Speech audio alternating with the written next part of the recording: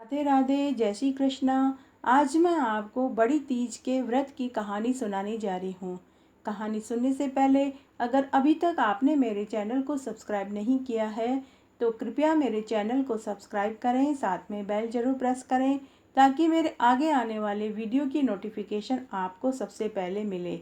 और अगर आपको कहानी अच्छी लगे तो कमेंट बॉक्स में जय हो तीज माता की ज़रूर लिखें। कहानी इस प्रकार है। एक साहूकार था, उसकी पत्नी बहुत पतिव्रता थी। उस साहूकार का एक वेश्या से संबंध था। पापों के फल से उस साहूकार के कोढ़ हो गया, तब भी उसने वेश्या के जाना नहीं छोड़ा।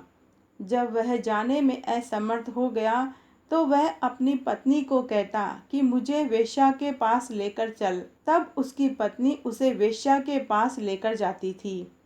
वेश्या पैसों की भूखी होती है। वह अपनी पत्नी के गहने भी ले जाकर उस वेश्या को दे देता है। पत्नी पतिव्रता थी, इसलिए जो वो कहता था वह वही करती थी। एक बार तीज के व्रत का दिन आया। वह दिन भर की भूखी प्यासी थी।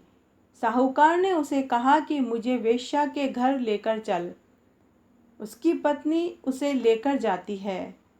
साहूकार बीमारी के कारण चल नहीं पा रहा था तो उसकी पत्नी उसे कंधे पर बैठाकर वेश्या के पास ले जाती है।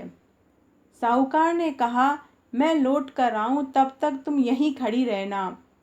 उस दिन वह वेश्या देवयोग से एक झरोके में से देख रही थी। उसने साहूकार से पूछा कि वह नीचे कौन है, तुम्हारी नौकरानी है जो तुम्हें कंधे पर बैठाकर लाई थी? साहूकार ने कहा, नहीं, वो मेरी पत्नी है।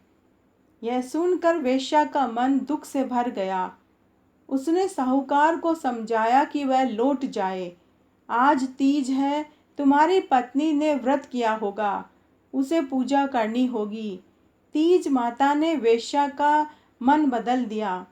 उसने साहूकार को उसकी पत्नी के गहने भी लौटा दिए। उधर साहूकार की पत्नी नीचे खड़ी थी। बरसात बहुत तेज बरस रही थी। साहूकार की बहू मनी मन दुखी हो रही थी कि उसे तीज माता की पूजा करनी है। उसी समय पानी में बहती हुई पूजा की सब सामग्री और नीम की टहनी वहीं आ गई। उसने बड़े आराम से पूजा कर ली। तभी चांद भी उग आया। वह चांद को भी अर्घ देने लगी। तभी उसका पति भी वहां आ गया।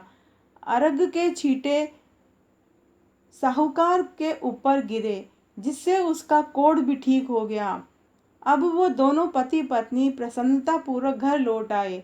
तो हे तीज माता, जैसे आपने उस साहूकारनी के दुख मिटाए वैसे सबके मिटाना, कहने वाले के, सुनने वाले के और हुकारा भरने वाले के। घटती हो तो पूरी हो, पूरी हो तो परवान चढ़े, भूले बिसरे नाम तेरे भंडार में भरे।